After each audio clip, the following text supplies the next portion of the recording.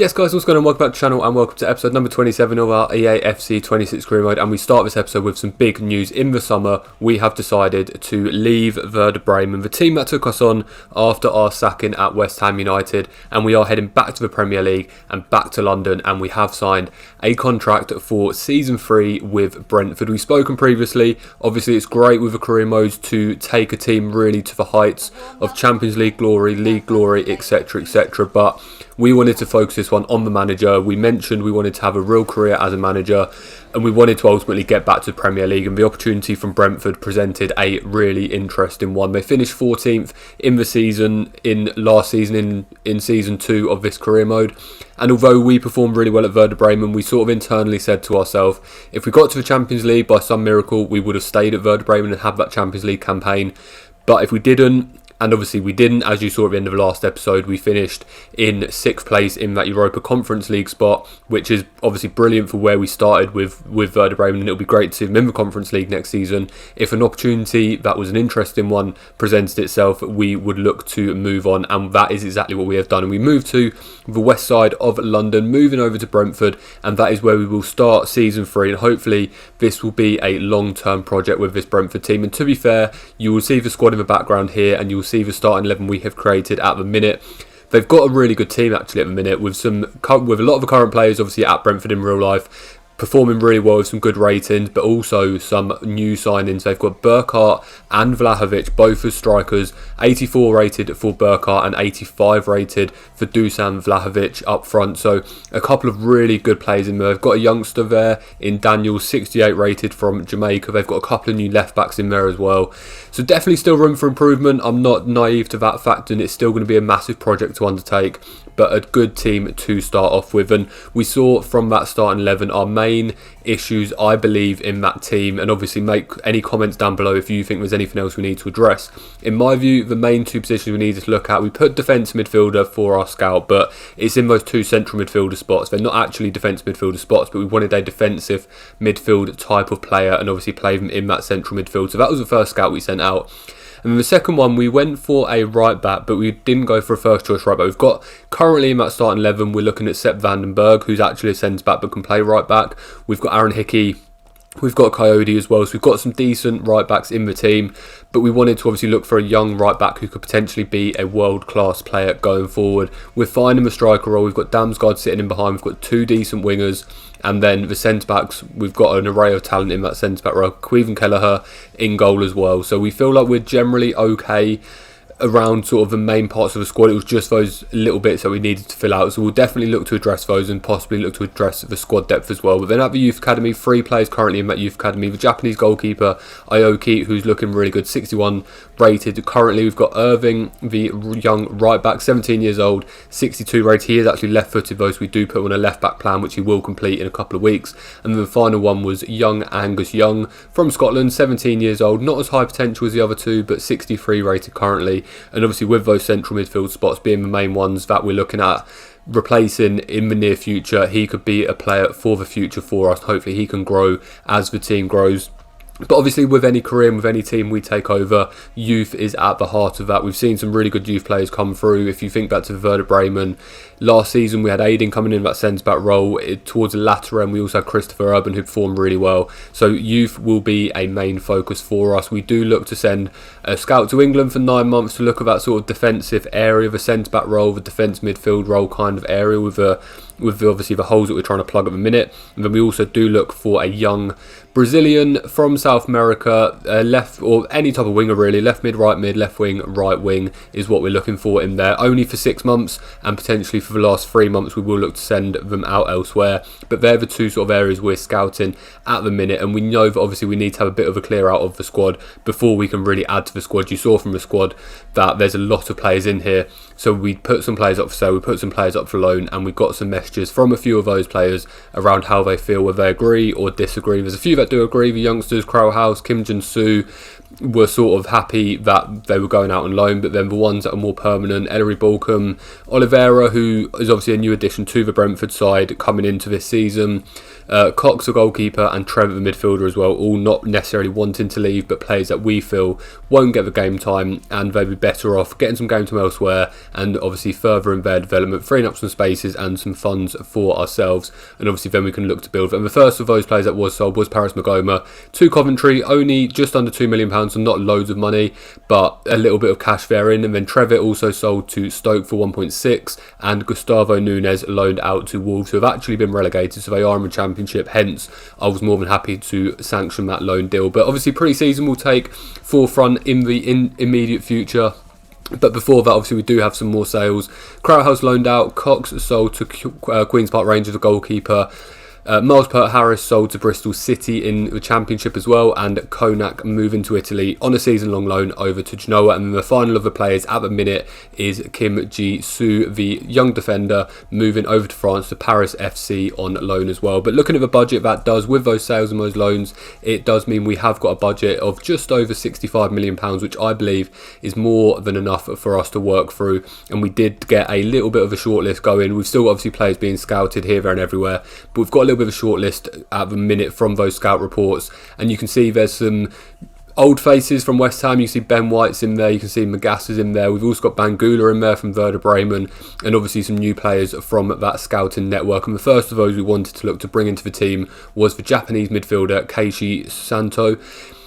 He's playing obviously over in Bundesliga, which isn't the greatest, it's not the most competitive league. We've seen that from Werder Bremen, but we thought that Keishi Santo can come in. He's 82 rated, only 26 years old, so still got more than a career ahead of him, still got a lot of room to grow here. And we did originally offer 24 million. There was a bit of back and forth between ourselves and the Mainz management team. We went for 24.5. They wanted the extra £100,000 at 24.6 million, and we weren't going to budge over that £100,000, so we did decide to accept that deal. And then all it was obviously the contract offer, £74,000 a week on the table, £640,000 signing bonus. We amended it a little bit, we went down to 70,000 a week and 750 signing bonus, offered that one. And luckily for us, Sana was more than happy to accept that, and he will be jumping straight into our first team squad in that holding role. Obviously, he is a defence midfielder. We're playing two central midfielders. He can also play central midfield. He's got really good pace, to be fair, for a midfielder. His stamina is really good at 92. His interceptions at 92 as well. So hopefully, as with room to grow as well, he can start really well, but also continue to grow with us. But he does make his debut in the first of pre-season games. A difficult one at home against Italian giants Juventus, and unfortunately, we did lose it 2-1. But the former Juventus attacker Dusan Vlahovic did score our goal in that one. And then a change team for the second game, and unfortunately we did lose this one as well against Italian opposition once again, but we did lose 3-2. Burkhardt getting a goal coming in for Vlahovic in that one. And then we did get confirmation that Ellery Balcom, the goalkeeper, has moved for £620,000. So obviously we've still got a fair few goalkeepers in the squad, but he will not be continuing with us. And then we did go and look to sign a hero of ours from last season with Werder Bremen and bring Samuel Mbangula all the way over from Bremen into West London. Obviously we saw how good he was, especially towards the end of last season. 18 assists overall in the league last season, 8 more than anyone else. Still only 23 years old. He's not the greatest rated, 79 rated at this stage. He will probably play more of a rotation role with Django Ouattara and Tete, the two wings at a minute. But I've got no doubt that he can grow with the team. We do agree a fee of £23.4 million, and I've got no issues with offering Bangula what he wants, and we do end up going into negotiations, offering him £50,000 a week as a wage, £600,000 signing bonus. And luckily for us, Samuel Mbangula, he wanted a little bit more, but he was more than happy to join us. So we do accept what he wanted, and Samuel Mbangula does join Brentford as our second signing of the season. He needs no introduction to anyone that's followed this series so far. We know how good he can be. We know how good he was last season for us. Like I say, he's not the greatest rated, only 79. He's not making an improvement in ratings wise to the team, but he can definitely have an impact, and he is going to make his debut in this game against Bayer Leverkusen. And luckily we did get a massive win in this one. You remember at the end of the last episode of last season, we did actually with Werder Bremen lose 7-2 to Bayer Leverkusen, so it was good to get one over on them, but unfortunately it did come at a cost. And that new boy Samuel Mbangula does pick up an injury on his debut, and he does unfortunately unfortunately mean he will be out injured for at least 5 weeks with a knee injury. But like I say, he wasn't coming in as a first choice player straight away, more as a rotation, so it's not the end of the world, but obviously not ideal for a player 23 years old coming in, playing his first game in pre-season and picking up an injury that's going to keep him out of the start of the season. So not ideal, but he'll definitely be back and he'll definitely be able to perform well for us. And then we did get some more funds in. Matthias Oliveira, we went in with negotiations with Bologna, and luckily they did accept our offer of £14 million, and that did all go through with no concern. So a bit more transfer funds to add to the kitty, and we did decide to put those funds to use and look to sign a new right back. The player we decided to go for was from Bayer Leverkusen, obviously the team that we did just beat 5-2 in pre-season. He's only 21 years old, he's 7-7 rated already, and I feel like, again, similar to Bangula, he's not going to be in the first team straight away, game in, game out, and to be fair, when we agreed this transfer fee, he was happy with a rotation role in his contract. So, like I say, more than happy with that for him. But he's definitely a player that can grow with us. As I say, he's only 21 years old. He can definitely grow with the club. And I've got no doubts about it. Long term, he will be the starting right back for Brentford. So, we're more than happy to get him in on that rotation role. 4-year contract of £45,000 a week. And we do have our third signing of the season. And we will still look to bring some players in, but I think we've plugged the main gaps that we were looking for, to be honest. And Nedeljkovic does become our third. Like you can see his stats there, he's not the greatest defender in the world, to be fair, with those stats, but like I say, at 21 years old, definitely room to grow, and I've got no doubt he will grow in the future. But that'll bring the transfers to an end for now. Obviously the window is still open, but before we go into looking at any more players or anything like that, we do have the Premier League opener, and it couldn't get off to a more difficult start, if we're being honest. We are away from home, and it is against the Giants, probably the best, one of the best, if not the best teams in the league at the minute, and it is away from home at the Etihad against Pep Guardiola's Man City. A lot of their main players still around. You can see there Doku, Bernardo Silva, Donnarumma in goal, and the main man Erling Haaland up front for them. So we knew it was going to be a difficult game, but hopefully we could come away with something, or at least not have an embarrassing result in our first game of the season. But it was City who started bright straight away. It was Jeremy Doku, really quick feet as he always does, just 2 minutes into this game, a really good shot as well, but luckily for us, Kelleher did manage to make the save to push one behind for a corner. And then from resulting corner, it's Bernardo Silva looking to ping this one in with his left foot towards Ruben Dias. The defender gets a header, falls to Reinders in the end. He manages to get into the box, gets the shot away, but once again Kelleher was there, tip it around the post for a corner, and luckily the scores did stay at 0-0, but they didn't stay at 0-0 for very long. Half an hour into the game, and it is that man, the French international Ryan Cherki, who curls one in first time on his left foot past Kelleher. He had absolutely no chance of saving that one, and Manchester City do take a 1-0 lead just half an hour into this game. And then 10 minutes later, City do get another chance. Doku with a ball through, Erling Haaland gets a chance, but fortunately a little clip off of Kelleher's foot, and it does go round the post and out for a corner. So we did manage to keep Erling Haaland out at this stage, but obviously it was the corners that were troubling us earlier on in the game, and they did get another corner here. It's Rodri who picks up the ball up, plays the ball in with his left foot. It's Haaland who tries to get the header, can't quite get there. Falls out in the end to Ait-Nouri to look to recycle it. Falls into Reinders once again. Reinders beats a defender, looks to beat another defender, puts it back onto his right foot, back onto his left foot, plays it eventually to Rodri on the edge of the box. Rodri stands a man up, beats his man in the end, plays into Haaland. Haaland gets the turn. The defender tries to engage, can't quite get there, and unfortunately for him, Haaland does put his shot just wide of the post again. A little clip of Kelleher once again, and it does go wide of the post, but it didn't take long for City once again to get their second, and it is that man, the Portuguese legend, Bernardo Silva, who fires that one past Kelleher to give Manchester City the 2-0 lead in added time of the first half, and it does mean we do go into the half-time break with that 2-0 deficit. And like I've said, away from home against Man City, we knew that was going to be a difficult one to come back from. And Man City started off the second half exactly how they finished the first half. We've been honest. Haaland picks the ball up on the edge of the box. We tried to engage with it, but unfortunately the defenders couldn't get there. Ball eventually hits the defender. It flicks up, and it's an easy finish for Reinders to get his first goal of the game and to get Manchester City's third of this one. All three different scorers.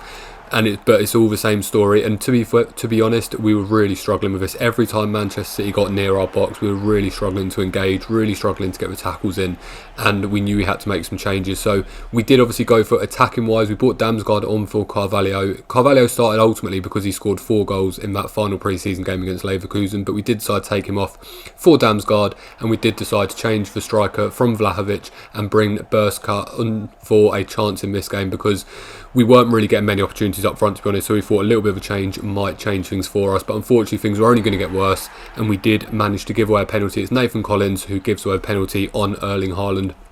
If I'm being honest, it was a bit of a tussle. I don't think there was too much in it. Haaland did go over us, maybe a little bit too lightly if you look from replay. I don't think there was too much in it, but unfortunately the ref did see it as a Manchester City penalty, and then Erling Haaland had a chance to get his goal, and he did manage to get his goal, which surprisingly in a 4-0 lead at this stage is Haaland's first goal of the game, but he made no mistake from a penalty spot, and he did manage to put one in the back of the net. So with just 20 minutes left, we are unfortunately 4-0 down, and now really we know we're not going to come back and get anything out of this game. It was more so about damage, limitations, and not conceding anymore. And Haaland does get another shot there, trying to get his second of the game, but once again a good save from Kelleher. Could have easily down tools Kevin Kelleher here, but luckily he's still performing well to keep the score as low as possible. And then we did get a rare chance, and it is that man Burkhart who gets the chance, but pretty much straight at Donnarumma, and he manages to keep that one out and pushes it behind for a corner. But from the resulting corner, it's Damsgaard, the other substitute, who swings this one in, falls to Collins, eventually falls to the other defender Stanisic, and Stanisic does manage to get a consolation goal for us, his first goal of the season for the centre-back, and brings the scores to 4-1. Like I say, we know with 10 minutes remaining we're not going to get anything out of this game, but it was good for Stanisic to get a goal, it was good for us to get a goal and obviously break that clean sheet for Donnarumma. And there were a couple more changes before the end. We did bring the youngster Daniels on in that wing role, and then obviously Man City, like I say, they were just completely on top of us, and Bernardo Silva does manage to get his second goal of the game. Kevin Kelleher caught in no man's land coming out of that one, and Bernardo Silva just chips that one over him in the added time of the game. And unfortunately that does mean that the scores were going to end when the referee blew his full-time whistle, and we do unfortunately lose our first game of the season 5-1 against Manchester City. And if I'm being honest, the game from our point of view, you'd have noticed throughout that we didn't get really any opportunities, and it was a really tough game to have, and I'm not too sure about this formation currently, so we may revisit that and see what we can do. But ultimately I don't want to jump the gun. I'm aware it's away to Manchester City, one of the biggest teams in the league at this stage, so we don't want to jump the gun, but we'll have a review of that in a few games time. And unfortunately we did get some bad news that there was a training injury for the main goalkeeper Kelleher, but luckily looking at it, he is only going to be out for 3 weeks, so it won't be a long-term issue. And then we do get our final sale of the episode with Christopher Ayer, after bringing in obviously the other right back. We've got 3 right backs in there, so Ayer was more than surplus to requirements, so we did let him go to Crystal Palace to bring some more funds in before our next game against Newcastle United. But you will see that one on the next episode. That is going to bring this episode to an end. As always, if you do like this video and if you do like this series, please hit that like button, please subscribe to follow the journey. We're at a new team, so follow and show the support. Please comment down below any suggestions. Take care of yourselves, and bye bye.